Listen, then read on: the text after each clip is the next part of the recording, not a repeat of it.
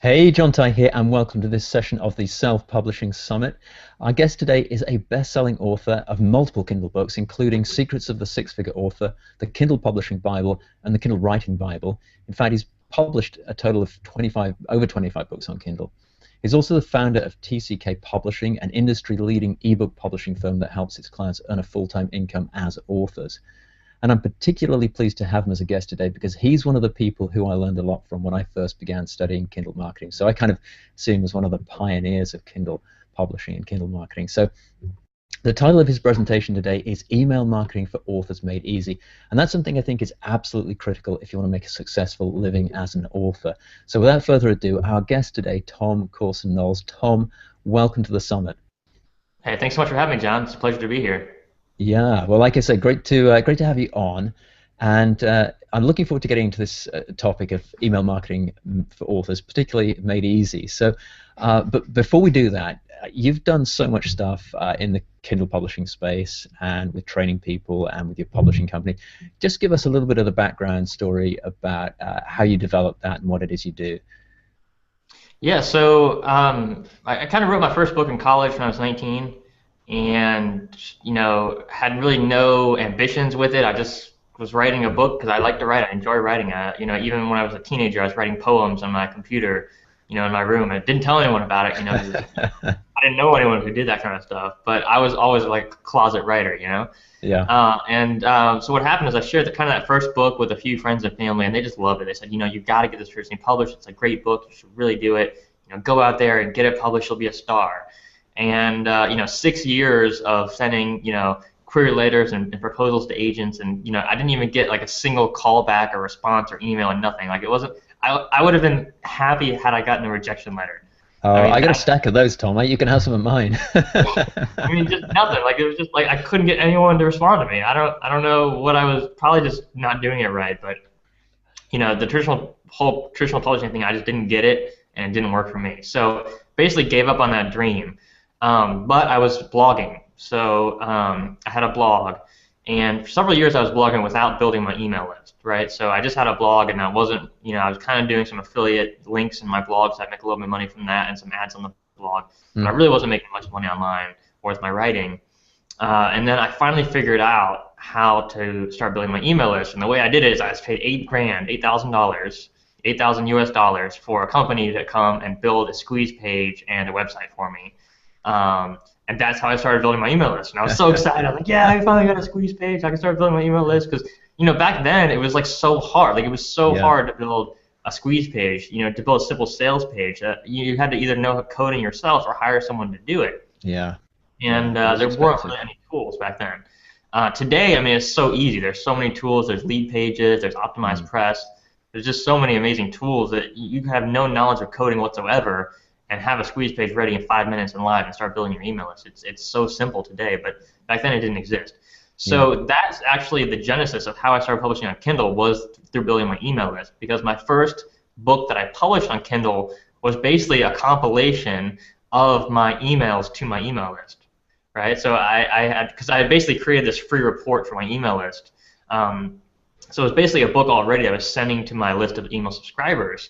And when I finally heard about Kindle publishing, I was like, well, I already have this book done. I mean, it's a free report, but it's basically an ebook, and I just published it on Kindle, and that's how I got started publishing on Kindle.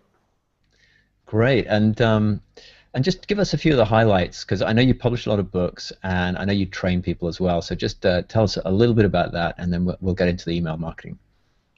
Yeah, so when I published that first ebook on Kindle, I was so embarrassed that I had to self-publish. I didn't tell anybody about it. Like I didn't want anybody to know I had self-published, because there's this big stigma back then. I mean, it's still kind of around today, but back then it was this huge stigma on self-publishing. No one wanted to admit that they were self-publishing, and everyone wanted a traditional publishing deal.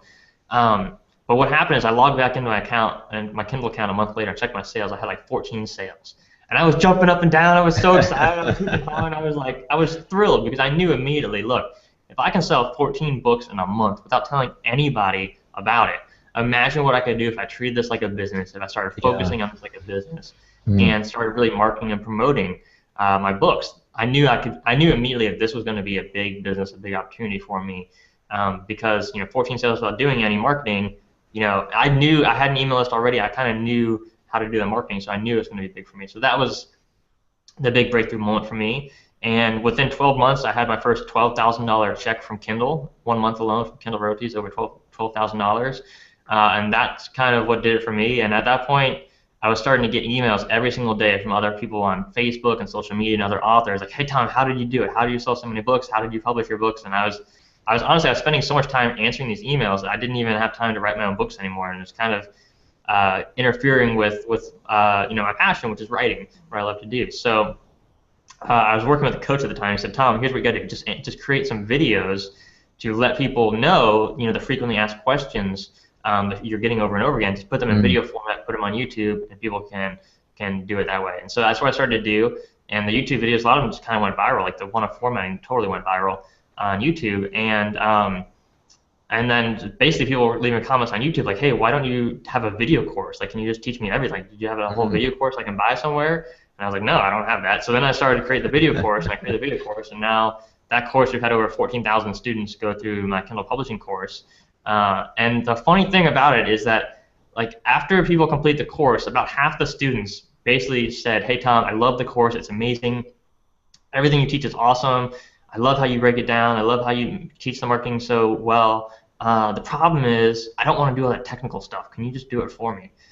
And after enough of those emails, I was like, okay, I guess I'll just start a publishing company for all my students, and I'll help them, do all the technical stuff for them, and they can just focus on writing. So that's why I started TCK Publishing about over 2 years now. It's been over 2 years now since I started the publishing company. So that's basically the core of my business there. So I've got my own books that I write. I've got my video course for authors. I've got other video courses. I've got a video course on email marketing. I've got a video course on writing nonfiction. And then I've got the publishing company as well. So that's what I do. Like, my message is just to teach. To teach people how to do this stuff, how to live a great lifestyle, how to write books, how to get published, and basically live the life of your dreams. Because for me, that's what it's about. Like, I am not built to have a job. Like, I could not work in corporate America. Yeah. All my classmates at business school, they all wanted to go to Wall Street and be an investment banker. Yeah. And man, when I saw my classmates working 100 hours a week, in tears, so stressed out, can't work out, can't sleep, can't eat, I was terrified. I just not gonna work for me. I would honestly, I'd rather shoot myself than go through that lifestyle. And it's not that I think it's wrong for other people or it's bad. It's just not right for me. It's not my calling in life. And so that's the message I want to get out to people is, you can live the life of your dreams. And you can do it through ebook publishing, writing books. You can do it through blogging. I mean, the internet gives us so many opportunities now. There's so many ways to make money by adding value to people's lives, by helping people, by making the world a better place using the internet. And you can do it from anywhere. You can travel all over the world while you do it. It's just an amazing, amazing lifestyle. So that's really the message I want to get out to people, and that's what's kind of driven me through this whole process of creating my business.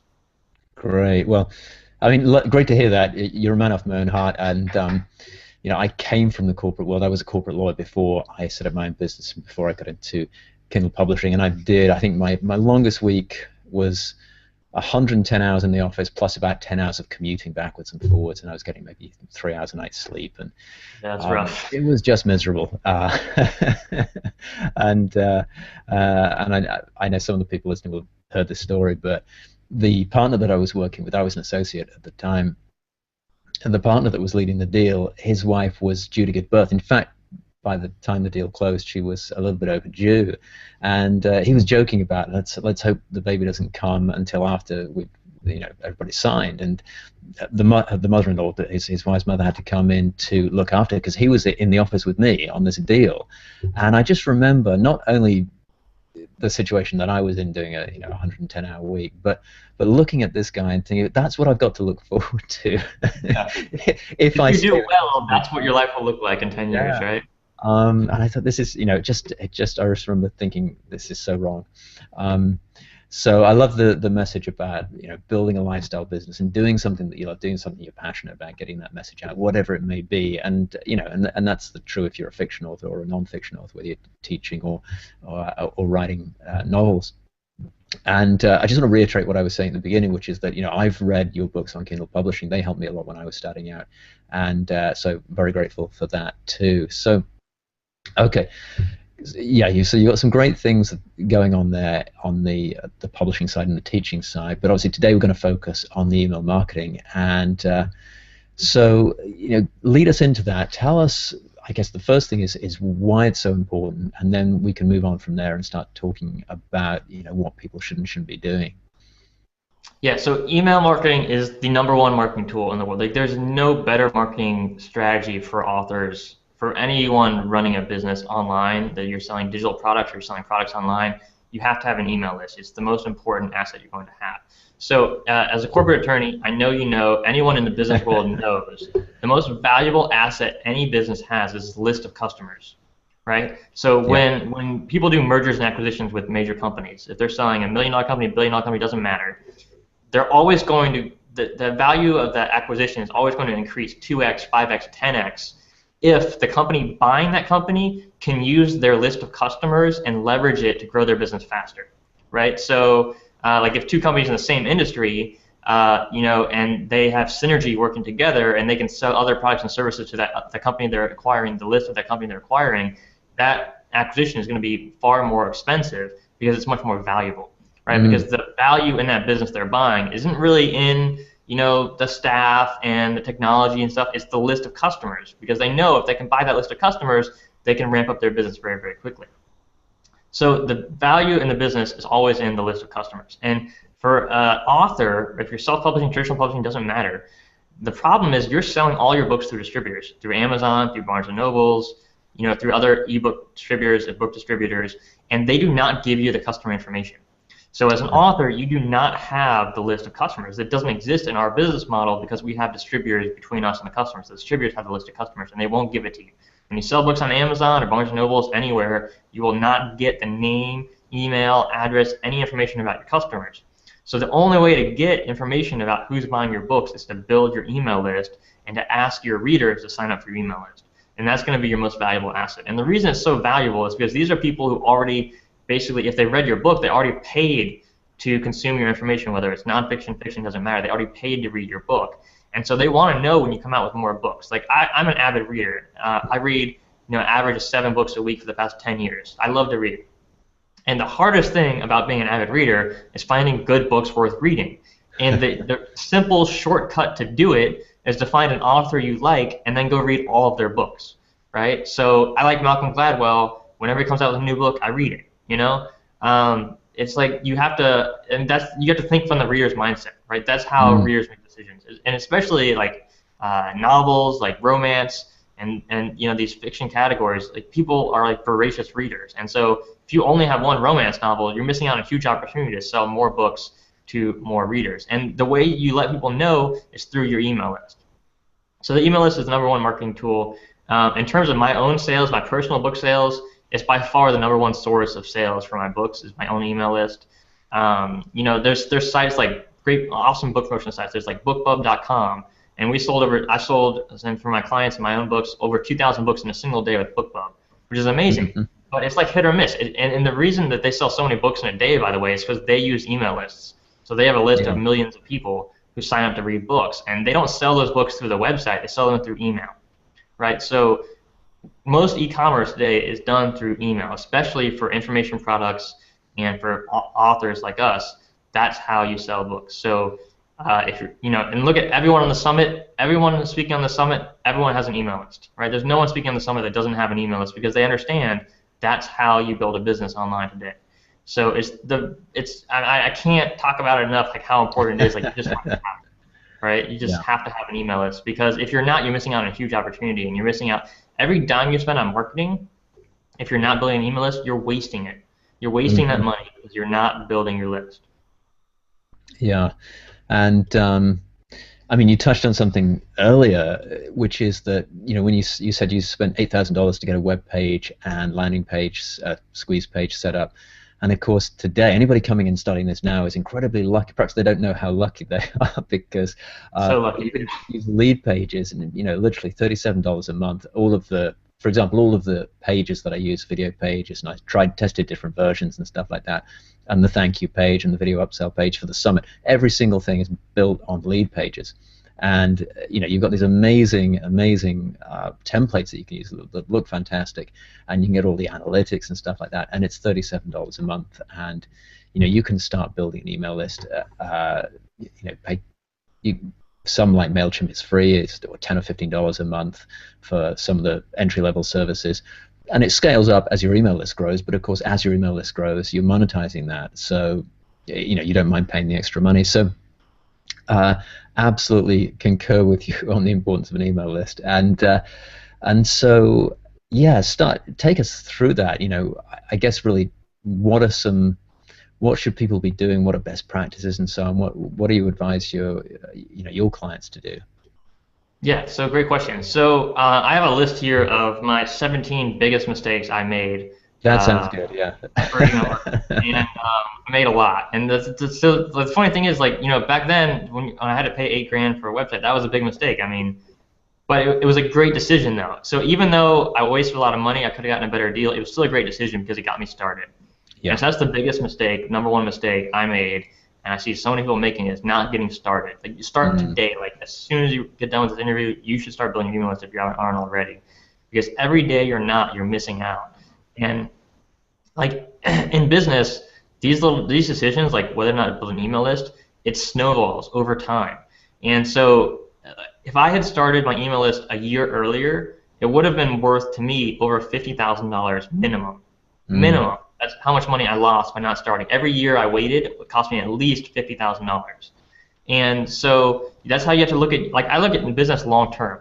Like 5 years from now, 10 years from now, 20 years from now, how is this going to impact your business? And the number one thing that's going to impact your business in terms of marketing is whether or not you build your email list. Yeah, writing books is important. Writing more books, that you're going to sell more books, definitely, absolutely.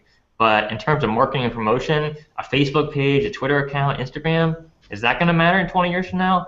I'm not so sure, but will your email list matter? Absolutely. Yeah. Absolutely, it will matter. So that's the biggest thing, not getting started sooner. Like you said, lead pages, I highly recommend it. I can't recommend it highly enough. Go to lead pages. I think it's leadpages.net is the website. Sign up for an account. It's just so worth it. You can, in 5 minutes, you can have your website, your squeeze page done, and start building your email list right away. So that's a big mistake, not getting started soon enough. Yeah, and I mean with lead pages, I mean they even have templates now which are essentially mini websites, so you can that are navigable. People can click a button and it'll take them to another part of the page.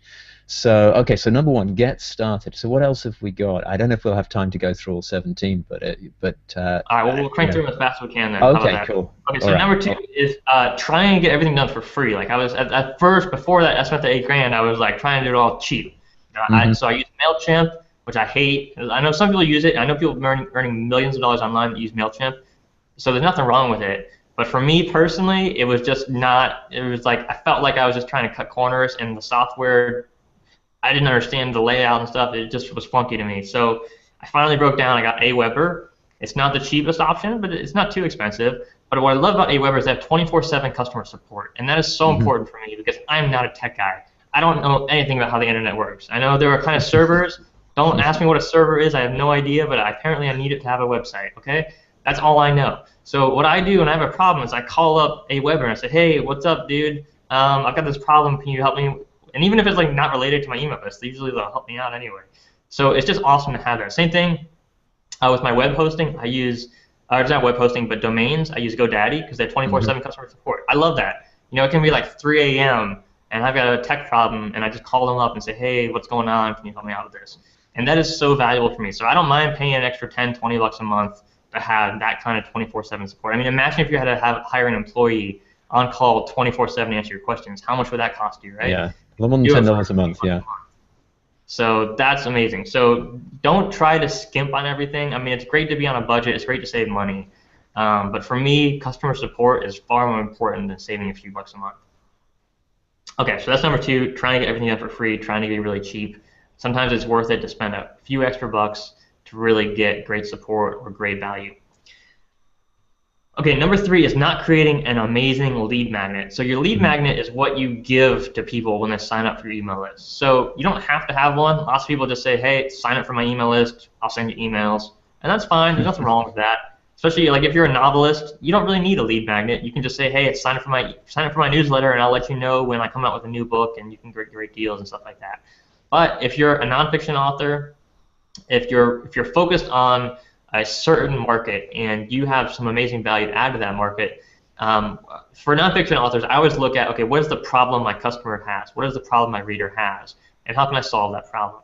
So for instance, if you're writing about weight loss, right, your customers have this problem, they want to lose weight, they need to know how. So I would give them a lead magnet, like a free report or a free video training that shows them, here's the top 7 ways to lose weight without dieting or something like that, right? And so you give them this really valuable information for free in return for them signing up through email. So it's really going to dramatically increase your conversions on your email list. So that's a big one.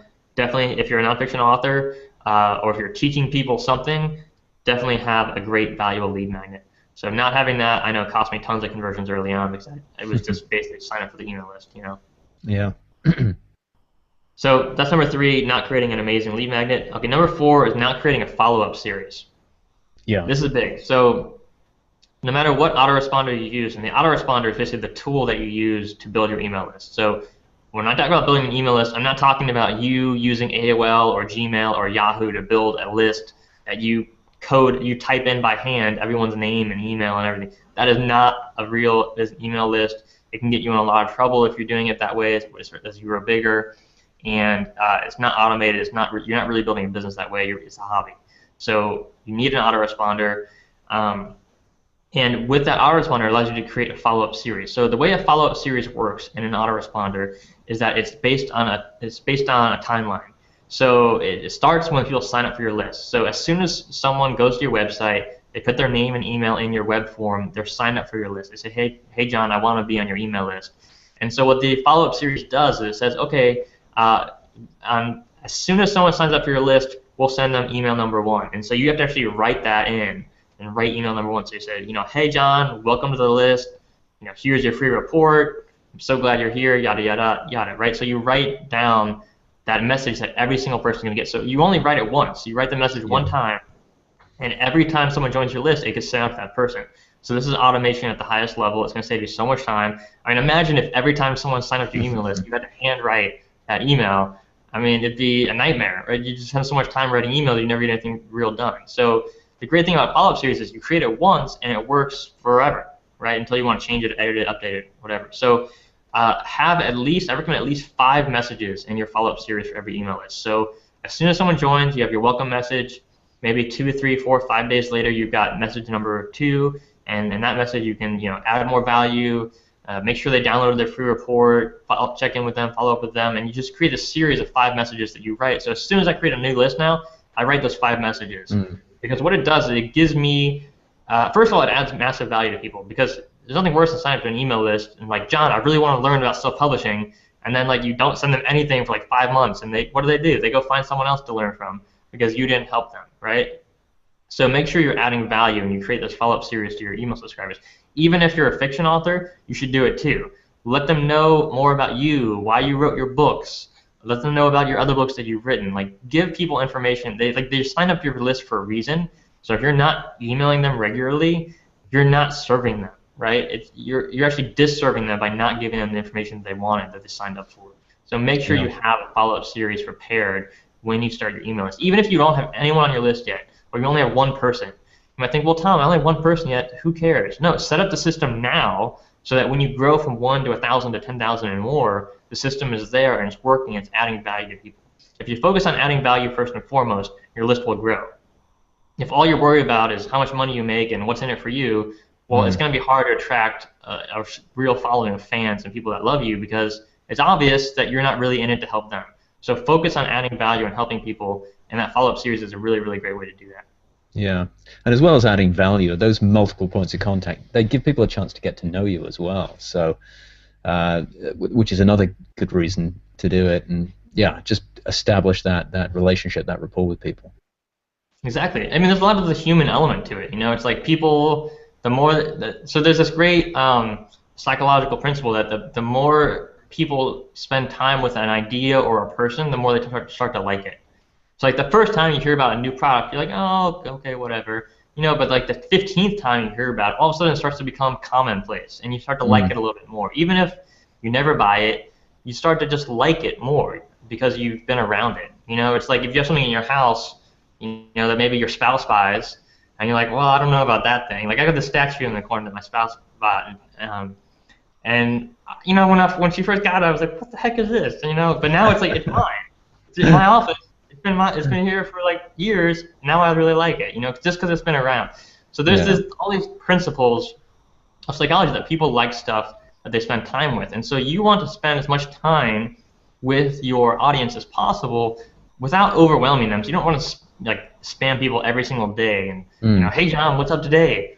Tell me about your day. You don't want to be like constantly in people's intruding in people's private lives, but the more value you can add, the more you can be known by people, the more people are going to like you, the more they're going to buy from you. And I can't tell you how many times I get emails from people on my list say, hey Tom, I really like you. You seem like an honest guy. You seem like a nice guy. You seem, and they say all these nice things about me, which I don't know if they're true or not, but it's just that they feel that way because they've been around me, because they've heard from me, because I've been talking to them regularly. So, and it's kind of a weird dynamic because at this point, like I don't know the people on my list, but they know me. You know what I mean? It's like Yeah. people feel like they've known me for years because they've been receiving my emails for years, but I've never met them in person. So it's great when I go to a conference and people come up to me and say, hey Tom, I've been a subscriber. It's great to meet you, and it's awesome, man. I love meeting my fans and followers, but it's this really cool dynamic where people get to know you, but you don't really know them. And I don't know. I mean, it's just the way it works. I don't know if there's a solution to that. I don't know if it's good or bad or right or wrong, but that's the way it Yeah. is. And so you need to be adding value to people's lives if you want to grow your business. If you want to sell more books, add more value. That's just how it works. Yeah. And just to kind of build on what you're just saying, I think that, and I'm thinking about myself now that I follow and learn from, and the ones that combine adding great value in terms of knowledge, teaching, learning, whatever the subject is you want to find out about, and also giving you a little bit of an insight into their personality, who they are, what excites them, stuff like that. So you feel like you get to know them as well. Because at the end of the day, we're human beings. We want relationships with people. And I think those are the people that are most successful. Those are certainly people that I find myself wanting to buy from. So, you don't have to, if you're listening to this and you feel like you're a private person, I'm not suggesting you give away all your intimate details, but just share some of your personality and some of who you are and what interests you and what's going on in your life with people, and they'll appreciate that, and it makes you much more real and approachable and genuine, I think. Absolutely. And Yeah. stories are powerful. So if you don't know what Yes. to send your list, just send them a story. Like, hey, I Yeah. went on vacation the other week and Yeah. saw this really cool waterfall, and it was just share like part of your life with people that's fun and exciting. And it's amazing. Some of my clients that are like novelists, like they write amazing stories in their books, and then you look at their emails and like they're so boring. Like you should add a story to your email, like add it, make it interesting, make it fun. Um, One of the big mistakes that I used to make and a lot of people make with email is like you try to sound sophisticated or corporate. I mean, that's the worst thing you do is sound like a corporate memo from a Fortune 500 CEO. I mean, you read these things like press releases from Fortune 500 companies and it's like so boring. It's like you want to pull your hair out. Like what is, so be personal, like be entertaining, be fun, be yourself. Say I and you, not we or the company or the publisher. Like say like speak like write like you're writing to your best friend. Like Yeah. hey John, I'm so excited to talk to you today. I know it's been a while. Want to let you know my new book just came out. Super excited about it. It took me a really long time to write. It was a lot of hard work. We had all kinds of problems and yada yada yada. Anyways, it's finally ready. Here's a link to it. I would love to get your feedback on it. Really personal, really intimate. Don't sound corporate. Try to use I and you as much as possible, and just like a personal email. Don't use a newsletter. I mean, the worst thing you can use is like a newsletter format. You ever seen Yeah. those email newsletters, and it's got like this banner, and there's like text on the side, and there's like 4 columns, and you're like, what is going on here? See, you have to imagine how people actually read email. Look at how you read email today, right? Most people are reading email on the phone. So if I Mm. open up an email on my phone, and it's in the morning, maybe I'm waiting for my coffee at Starbucks, and I see this email, and it's the newsletter, and I've literally got 60 seconds, right? And I look at this newsletter, and it's like there's like 8 articles in a newsletter. I'm like, am I going to read all that? No, no way. Most likely, I'm busy. I don't have time. I'm just going to delete that email, right? People don't read newsletters like that. They want a personal email. So if you write a personal email like you're writing to a friend, people will read it, they'll save it, and they'll actually buy from you. They'll go to your website. They'll stay on your list much longer. So don't use an email newsletter template. You don't have to be fancy. Just write a simple personal email to the people on your list. Yeah, and that's a very good tip. Yeah.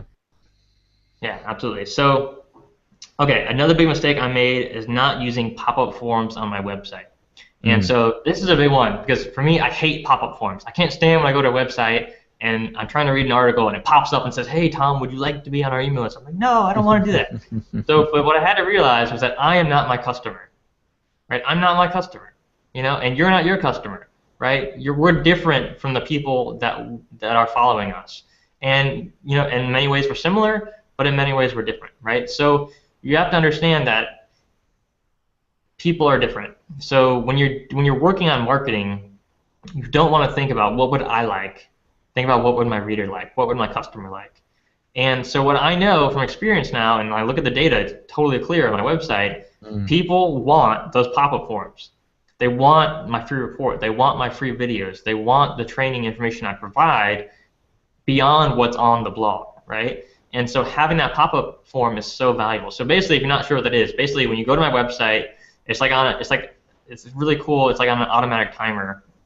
So it I don't know how it works, but basically the software knows when is the most ideal time to pop up in front of the reader and say, "Hey, would you like my free video series on how to become a best-selling author?" And they say yes or no, and like 4% of people on my website opt into that form, which is huge. I mean, it's insane. The conversion on that is massive. So for 4 people out of every 100 people on my website will sign up for my free video training course, which is amazing. By the way, a squeeze page, the minimum conversion, like a really bad squeeze page will convert like 10%. That'd be an awful squeeze page, would be 10% conversion. A great blog will be 4% conversion. So even the worst squeeze page in the world is going to be better than the best blog in terms of conversions. So if you're not sure how to build your email list faster, send traffic to your squeeze page, not to your blog or main website. And so I don't know how advanced people are here, but if you're not sure what a squeeze page is, it's basically a page where the only option you have is to sign up for the email list. So when you land on this page, you can either put your name and email in and sign up for the email list, or you can click away. That's the only 2 options you have. So squeeze pages are really, really powerful, and that's one of the things Lead Pages does is create those squeeze pages for you. And I just want to jump in. Let me switch cameras here. I just want to say something, because I guess it was about 4 or 5 months ago, maybe a little bit longer now. I interviewed Tim Page from Lead Pages, and they really know their stuff. I mean, obviously it's what they do, day in day out, and they've got a lot of really cool tools, including you can put code onto your website and it'll do the little pop-ups for you, and you can time it, and you can set it so it only appears once a day, so it doesn't appear on every page. There's all sorts of things you can do. But having spoken to Tim, I thought, I've really got to do this. It was the examples he gave, the case studies, were so compelling. So the next morning I came, it was a Saturday. I'd interviewed him on the Friday. I came in Saturday morning to the office, and I set all this stuff up on my website for the podcast. And I already had a lead magnet on the right-hand side of the page, and so that was getting some conversions. But when I put the pop-up in to appear, so it would appear once after 30 seconds. If somebody closed down from it, that it wouldn't appear again. But the conversion rate on that pop-up is 3 times the conversion rate for exactly the same lead magnet in the right-hand column of the website. And the point that Tim made, which really stuck with me, was that if you've just got an option that somebody could click on but may not even notice at the side of your website, you're going to get a pretty low conversion rate. Whereas if you have a pop-up where the rest of the screen gets grayed out, they can click away from it, but you force everybody to make a decision. 100% of the people that come to that site and stay for 30 seconds or more make a decision on whether to opt in or not. And a surprisingly high percentage of people will do that. Going back to your earlier point, if you have a really good lead magnet, if you've got something really cool and useful and targeted to those people to give away.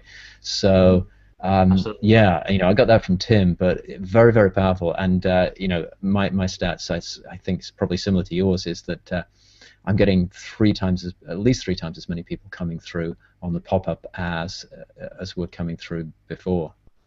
Yeah, that's awesome. And so that means your business is growing 3 times faster, right? It's like Yeah. it's amazing. And so like you can't imagine like the results that's going to have 5 years from now. Like you're going to be like so much wealthier, happier, helping so many more people because of that one decision. And so Hmm. that's one of the things about not getting started sooner. Like all this stuff, like you and I, we've had to learn trial and error, interviewing other people, trying to figure it out, right? Like had you started your email list a year later, you might not even be to that point today. You might not have even learned that thing, and you'd be so far behind. So just Yeah. the sooner you get started and start testing and start adding the stuff into your business, the faster everything's going to grow, and the more money you're going to make. And the thing with the email list, out of all the things I spent money on marketing, I spent money on so many different marketing strategies and things. Uh, the email list has by far had the highest return on investment, Mm. highest ROI of anything I've ever tried. Because it's such a valuable long-term asset. Because again, you're connecting with your list of customers, your most loyal followers, and to be in someone's email inbox, every morning when they wake up, that's just super valuable. Yeah. That's it. Yeah. Good. Okay. So So, yeah, pop-ups. So okay, what's next? okay, so yeah, pop-ups are great. So one other lesson I learned, I was actually at a mastermind. I spent a lot of money to be at this very expensive mastermind. And the biggest idea I got from the mastermind was the guy basically said, look, if you want to sell more stuff on your website, sell more books, sell more courses, sell more of anything, just add more buy buttons. Just add more buy buttons. And I was like, come on, dude, that's so simplistic. What are you talking about? That's ridiculous. And then he started to give all these examples and case studies of clients he's worked with, and all they did take the same website, the same blog, the same web page, and just triple the amount of buy buttons. So if you had one opt-in form, change it to 3. If you had one buy button to buy the product, change it to 3. And just adding that more than doubled all of his sales, Wow. all the conversions. It's amazing. And so that's what I've done with my blog too. So I've got the opt-in form. The standard opt-in form most people have on the website is the top right of your blog. You're going to have the opt-in form say, get your free report, put your name and email here. That's standard. Pretty much everyone is doing that, and that's like the basic foundation. You got to have that. Next, I would say it would be the pop-up. Super valuable, super awesome, very high converting, like you mentioned, is great. And then the third one that's super powerful is underneath all of your blog posts. So I use WordPress for all my blogs. It's awesome, and there's a plugin called Post Layout for WordPress. It's called the Post Layout plugin. And what it allows you to do is to create a little snippet of code like to your opt-in form one time, and it will appear in every single blog post automatically. So you write the code once, it appears across every blog post on your entire website. And in that one, mine basically says like, P.S.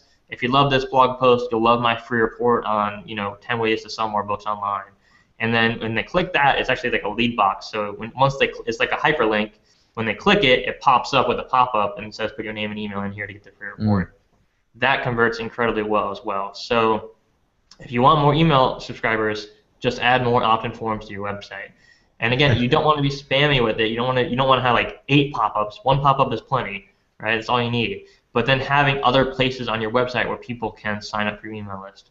Another example is my podcast show, so the Publishing Profits Podcast. So on that website, at the top, like most websites, at the top you have links to different parts of your website. Well, that website is really simple. So at the top, the links are, get your free report, sign up for the free video series, and those are squeeze pages. And the conversion on that is incredibly high. So a lot of the people that come to that website listen to a few podcast episodes, they click the link at the top, they go to the squeeze page to sign up for the email list. So that's another great way to add more ways for people to sign up for your email list through your website. Good.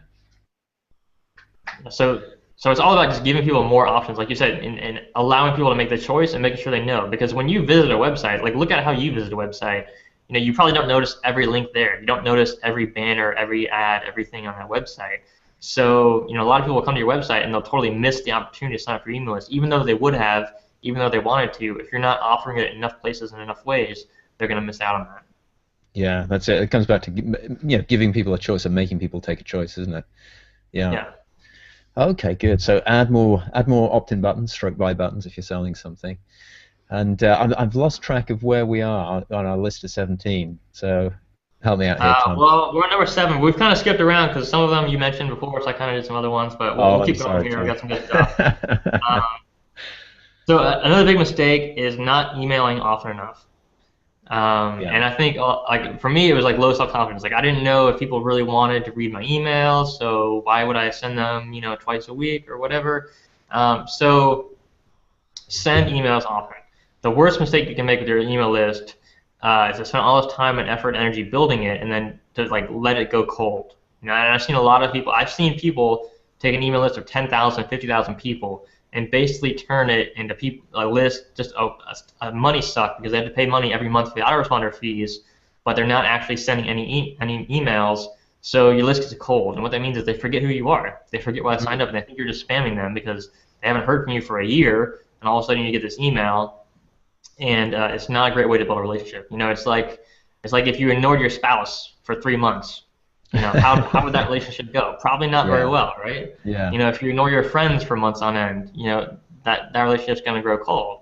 And you can rebuild it, but it's going to take more work. So the best thing to do is just keep your emails on a steady schedule and stay in touch with people. So at a bare minimum, I recommend 2 emails a month would be like the bare minimum. If you do any less than that, your email is going to get cold. People are going to forget you. So do not do less than that.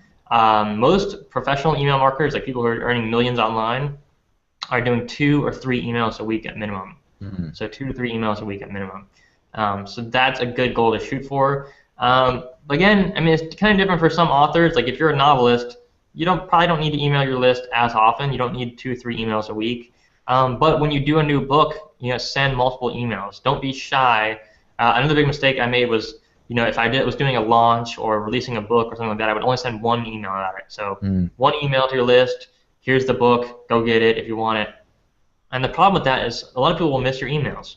So the average open rate for the emails, I think, is like 16% or something. It keeps falling every year. It gets lower and lower. So if only 16% of the people open your email and you only send 1 email, only a sixth of your list actually saw about your new book. So other people miss that. So there's something you can do called remailing. I call it remailing. I'm not sure what it's officially called. Basically, what you're able to do in your autoresponder is you can, once you send an email to your entire list, you'll get stats, and it'll say, hey, you send this email to 10,000 people, 2,000 people opened it, here's 8,000 people that didn't open the email. So you can click on that 8,000 people and say, hey, I want to send an email just to the people who didn't open the first email. And you can basically resend it or send a similar email with the same message about, hey, my book is out, I saw you missed the first email, just want to make sure you got a chance. And you can keep doing that and sending to the people who did not open your first email. And you can turn it from a sixth of your email list reading your emails to over half or over 2/3 of your list reading it and letting Which them is know huge. about the book. Which is exactly, it's huge, and it can increase your sales by 3 times or more. So if you're doing any kind of launch, a book release, anything like that, keep sending emails to those people who did not open the first email. And I recommend doing that at least 3 times. So your first email, and then at least 2 times where you resend the people who didn't open. And you'll see a huge increase in sales from that. And you'll also see lots of people say, thank you so much. I'm sorry I missed the first email. I'm really glad you sent it again. Like I said, people get busy. They're in line at Starbucks. They hit delete. They missed it, whatever. So keep sending that. It's a very important lesson. Yeah, good. Yeah, so, and I think, just to recap, I think we're all a little bit guilty of that, aren't we? Not. I guess that self-confidence thing. Why do people want to hear from me? But the people who are your biggest fans, they definitely want to hear from you. The people who are so, maybe they're not going to open, maybe they unsubscribe, but they probably weren't your buyers anyway. But the people who are your real fans, they don't mind hearing from you once a week or twice a week or more if you're in the middle of a launch. People understand how it works, and you're absolutely right in that email open rates are dropping just because so many people are coming online.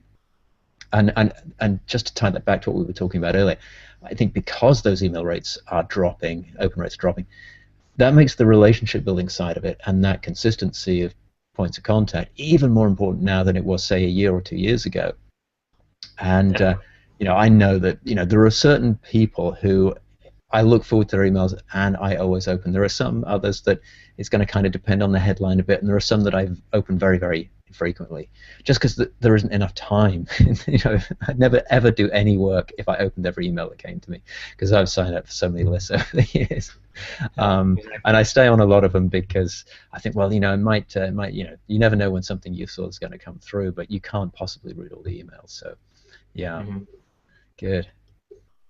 Yeah, absolutely. Yeah, the relationship, like you said, is so key. And you can't build a relationship by ignoring people. So if you're Yeah. ignoring your list, you're not sending them emails, you're not building that relationship. So like every time I'm writing an email to my list, I'm thinking, okay, how can I add value to people?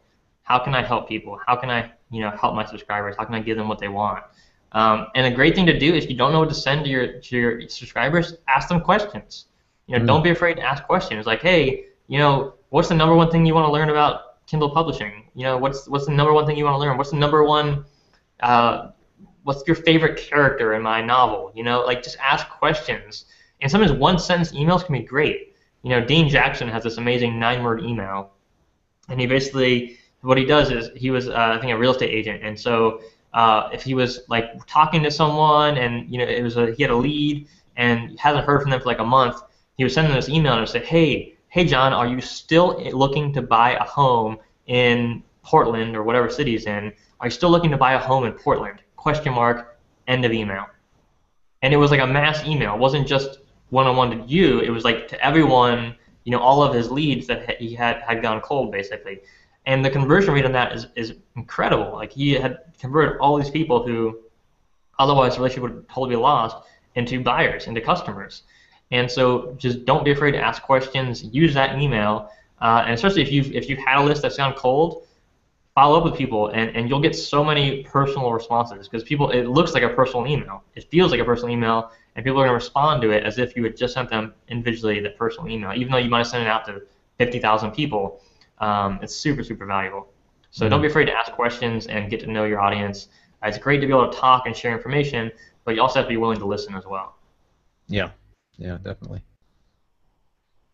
Yeah, so, okay, another awesome tip, big mistake I made was not creating more products or offers for people. So what you want to do is, once you've got, like I've talked about before, like the number one asset is the list, your business list, your customer list. And the reason that asset is so important is because if someone buys something from you, if they buy a novel from you, or a book, or a video course on a certain topic, I guarantee you they want to buy, at least a percentage of that list wants to buy more from you about that topic or situation, or more books like that. So the more books, products, services, offers you create for people, the more they're going to buy from you. Period. It's like the same thing with like buy buttons. It's like so obvious once you hear it, but it's almost so obvious it's like, why even do it? It's like, you know what I mean? It's like, it's very easy to overlook. But just adding more books, writing more books, if you've got a nonfiction book, turn it into a video course, turn it into a lecture series, turn it into a worksheet. Turn into other products or services, coaching, consulting. There's all kinds of things that you can do to basically share the same message or solution in a different way, and you'll get more people to buy. And you'll add more value too, right? Because there's only so much you can learn from a nonfiction book. You can learn a lot, but I guarantee you, in a 3-day seminar, you'll learn even more. In a weekly coaching calls, you'll learn even more. In a video course, you'll learn even more, right? So it's like adding on more and more and more value to your customers. Find ways to do that, and you'll make lots more money in your business. Good. Plus, it gives people a chance to follow up with you in whatever way they prefer. Some people love to, excuse me, read the book. Other people are going to want to listen to the audio if they're traveling or commuting or something like that. Other people want to have that intimacy, that one-to-one coaching with you if you offer that, or maybe group coaching if you want to scale it. So that's another good reason. Yeah. Absolutely. Yeah, just think of more ways. So I'm a big fan of thinking and questions, and one of the questions I love to ask is, how can I add more value to my followers, to my subscribers? How can I add more value? And whatever business you're in, whatever topics you're writing about, even if you write fiction, just ask, how can I add more value to my followers, to my fans? And I guarantee you'll come up with other ideas. I've seen novelists have playing cards, so they'll create their own card game, like collectible cards and stuff like that, based on the characters in their novels. And their fans love it, and they make more money by selling the cards at a profit, and it gets them more word of mouth sales. And it's just, there's so many amazing things that you can do today, and you'd be amazed. Like, manufacturing cards, you can have like a set manufactured incredibly inexpensively. There's so many things that you can do today. So just be we're authors, we're creative people, so be creative about ways you can add more value to your fans and followers, and it'll be really, really rewarding in the long run. Yeah, good. Yeah, it is amazing what we can do, and the different ways we have of getting that message out. Much of which is either inexpensive or free. Yeah. Yeah, Good. absolutely. All right, should we keep going? Do we have more time? Yeah, if you have time. Yeah. Okay. So, all right, we covered number 8 was not enough ways to opt in. So we covered that, having more opt-in forums, remailing to your list. We talked about that. Another big one is using spam words in the subject line. So there's a lot of words, common words, that people will use in subject lines or emails that will get flagged as spam in almost every email company. So like AOL and Gmail, they'll flag it as spam. So words like free, words like sale, those words are spam words. So they're almost always, if you put that in your subject line of your email, most of the time those are going to get sent to the spam folder, which is crazy because a lot of times I have like my free report, my free video course. So in my subject lines when I first started out was download your free report here. Well, you want to remove those spam words. So instead of saying that, I would just say download your report here, right? Yeah. Remove those words that are going to get your emails flagged as spam, because if they're flagged as spam, you're going to go to people's spam folders, and most people are going to miss them. You're going to get less people opening your emails. So there's an entire list of spam words. There's many, many of them. You can just Google list of email spam words. Also, in my book, Email Marketing Mastery, I've got a complete list of all the spam words. Well, it might not be complete because it's changing all the time, but it's a big, big list of all the spam words you want to avoid using in your email subject lines. So definitely do your research on that before you set up. I mean, you can always change it later, but you don't want to keep sending out, like if you had a subject line with like 5 spam words in your subject line, even though the word's like free, it's like an innocuous word, right? But a lot of spammers use it, and therefore it gets flagged as spam. So you got to be careful about that. You mentioned earlier, you said you use Aweber, yeah? Yeah. And I mean, I use GetResponse, and I know that with GetResponse, it gives you a spam score before you send your email, based on things like the type of links you got, the words you've got in the subject line and stuff like that. So that could also be useful too, just to be aware that exists. Well, like, I'm not sure how, like in Aweber, I know it's like a 0 to 10 scale for the spam score, but I never really pay attention to it too much. I don't know how. I mean, I'm just not that educated on how they do it, like how that score actually is made. But I do pay attention to the list of spam words and make sure I don't use those. Yeah. Yeah, and if every one of my follow-up series is like a 10 of 10 on spam, then I'll be like, okay, well, I probably need to go back and look at this. That's probably a sign. I get that now. But if it's just one email that says a score of 10 on spam, probably not a big deal. But if all your emails are getting a really high spam score, then you definitely want to look at that. Yeah. Good. Okay, so don't use spam words. Yeah. Okay, and then we talked about writing personally. You definitely have to write personally. That was number 11, but we covered that earlier. Number 12 is not testing links. So that's a big one. You've got to test your links in your email. So I can't tell you how many times when I was first starting out, I put a hyperlink in my email, the link to go to buy the book or go to the blog or whatever it was that I wanted people to do. And I would have copied and pasted the link wrong or wrote it wrong or whatever, and it was broken. And I get all these emails back from people, hey, the link didn't work, can you send the right one? And even today, it still happens sometimes because, well, not necessarily that it happens because I put the link in wrong, but sometimes people have issues with their browser, the page didn't load. So it's always going to be times where links don't work.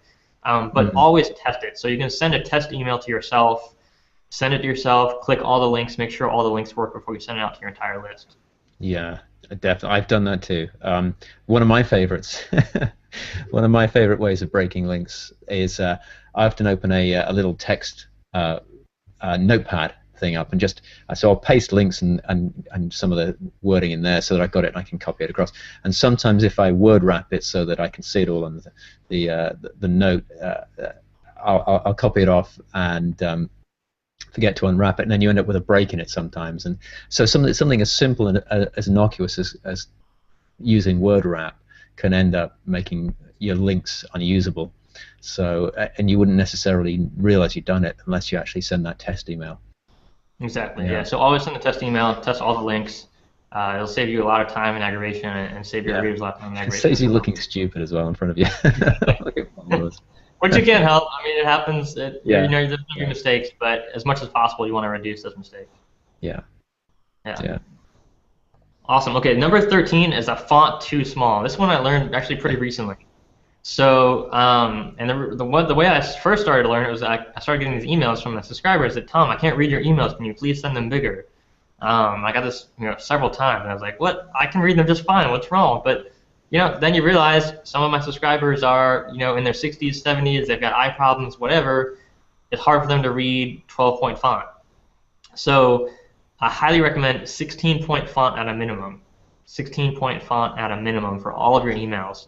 So in Aweber, I know there's a template you can create your own custom template for your emails, so that every email will have, and you can customize the font. So customize at least 16-point font template. And if you don't have a template, just every time you write an email, make sure you change the font to 16-point because the standard is like 12 or 10, which is too small for some people to read. So it's going to dramatically increase your conversions because otherwise you would lose the subscribers.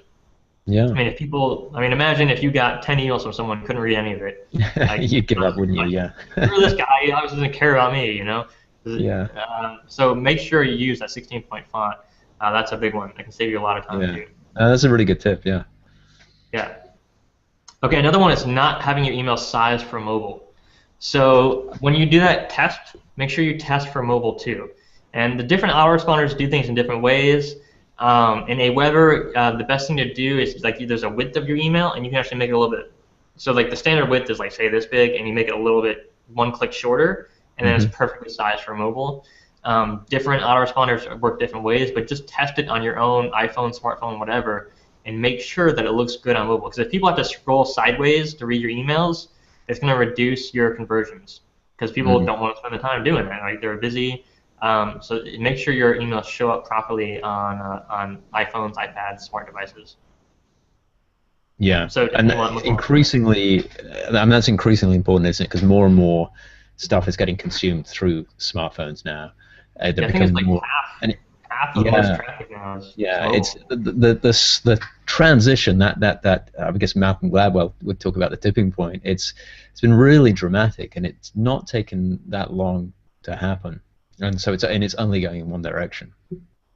Exactly. Yep. More and more people come to smartphones, so that's where the future's headed. So and again, ask yourself that question. If I was on a smartphone, would this work for me? And check your website. Google just made a big update for mobile optimization for SEO. It's going to hurt your search results if your website is not optimized for mobile. So make sure everything you're doing is optimized for mobile online. It's really big. Okay, and number 15, we talk about not asking questions.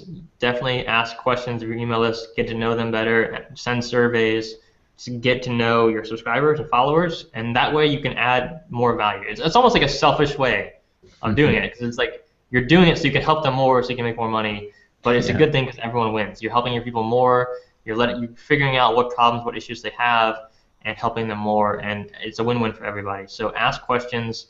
Don't just talk, but be willing to listen to your audience. Yeah, definitely. Okay, and the big one, this is the huge one, it's not split testing the squeeze page. So with lead pages, it's so easy, split tests. So split test, if you're not sure what that is, it's basically you take two different versions of a website, so version A and version B, and you test them to see which one converts better. So in lead pages, you basically just create one page, and then you say, hey, I want to split test this page, and then it copies the page, and you change one thing. So you might change just one thing. Maybe you just change the headline. Maybe you change an image. You just change one word on there, and you see which one converts better. And then it'll automatically, the link to the website will be the same. It'll be the same web page online to your reader, but it will split test 50-50. So every time someone goes to that web page, they'll either get version A or version B, randomly assigned by the software. It's all automatic, and then the software will tell you, okay, version A had a 30% conversion, version B had 25% conversion. Well, you're going to want to keep version A because it's converting better. And so just using split testing, I took my squeeze page conversions from 16%, which was that initial squeeze page I paid $8,000 for, to over 36%, which is more than double the email subscribers. It's huge, yeah. It's absolutely huge, yeah. So that's a cumulative thing, isn't it? Exactly. And now if I want to do advertising on Facebook or paid advertising online, I can afford to spend more than twice as much money on ads and still make a profit than I could before. So it's absolutely huge. If you're going to do any kind of advertising online, you have to, like, if you have a budget to do $200 a month in ads online.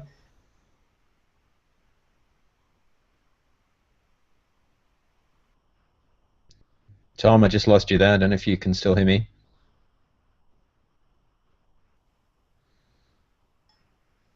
Hey, Tom, you back? Yeah, still I here. lost you. We got as far as the joy of the interweb. We got as far as if you were saying if you had a budget of $200 per month for online advertising, and then you froze. Yeah, so if you have a budget of at least $200 a month for advertising, you can't afford not to split test, because that's the results you'll get from split testing will far exceed the results you would get from an extra $200 in ads. Yeah. So if you have even that small of a budget, definitely split test. Even if you Mhm. don't have a budget, split test, because any traffic you get for free from your website, from your blog, whatever, is going to just convert that much better. It's so worth it, especially in the long run. Good. Yeah, I definitely agree. Couldn't agree more with that. Very important. Yeah. All right, so here we are, number 17, the big one, the last Yeah. one, final one. All You right, saved the best to last. this one is not linking and mentioning your squeeze page enough. So you want to mention it as much as possible without being spammy, right? So like on your website, we talked about you want to mention it, but even like when you're doing interviews, whatever you're doing, whenever you're talking to people, let them know, hey, if you go to ebookpublishingschool.com, you can get my free video training course on how to self-publish. And it's just that simple. You can say it in 10 seconds, less than 10 seconds, but just mention it as much as possible. That's where you want to drive your traffic. Because again, the conversion is going to be so much higher. So I get 36% conversion on that squeeze page. I get 4% conversion on my blog. I don't tell people to go to my blog. I tell them to go to the squeeze page, right? Yeah. Because it's going to help 9 times as many people, right? Mm. It's going to help 9 times as many people stay on my email list, stay connected, and get more education. So when you think about it that way, if you're helping 9 times as many people versus 1/9 as many people, which one is better? Definitely send them to the squeeze page. So whenever you're doing stuff, if you're doing a guest post online, mention your squeeze page in your bio. If you're doing anything, any kind of promotion, marketing, advertising, adding value, social media, add your squeeze page to it. So you don't want to link to it on every, like, you wouldn't want to do it in every single blog post, every single tweet, but do it consistently across everywhere that you're promoting. Again, without being too spammy, too promotional, but don't be afraid to mention it. Right? Don't have too low of a confidence of yourself and the value that you're offering to people that you don't mention it. You have to mention it. Yeah.